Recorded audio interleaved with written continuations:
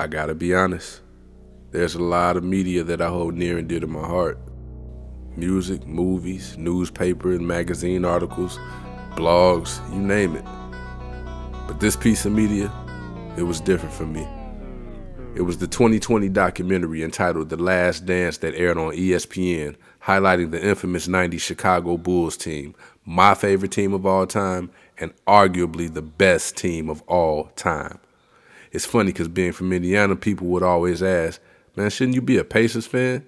I mean, I get it, but I'm from Gary, Indiana, home of Michael Jackson and the Jackson 5, by the way.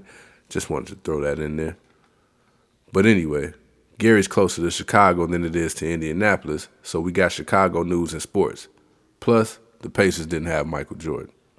Now, the documentary itself was broken up into 10 episodes that aired 2 at a time every Sunday between April 19th and May 17th. Though it wasn't supposed to air until June, ESPN and its producers decided on March 31st that it would be best to release it sooner since the season had been postponed due to the coronavirus pandemic. Now, I can't speak for anybody else, but I know I was so excited when I got this news. Man, I went out and bought a big box of microwave popcorn to make sure I had enough for the next 5 Sundays. By the end of the first 2 episodes, I realized how much I was learning about the team that I thought I knew so much about already. But something happened by week 2 of the doc. As I settled into my favorite spot on the couch with my popcorn, I had a flashback. It reminded me that this was bigger than basketball. I was being taken back to my childhood. It made me think about my parents settling into their favorite spot on the couch, my big brother stretched out on the love seat, and me Indian style on the floor as close to the TV as my mom would allow me to be. So now what was initially just a sports documentary had become therapeutic for me. See, my parents died when I was young. My mom when I was 9 due to cancer, and my father when I was 16 due to heart complications. Oftentimes, I feel like I never dealt with that pain the proper way. Instead of facing it, I took my emotions and locked them away, allowing myself to ruin relationships with other people throughout my life.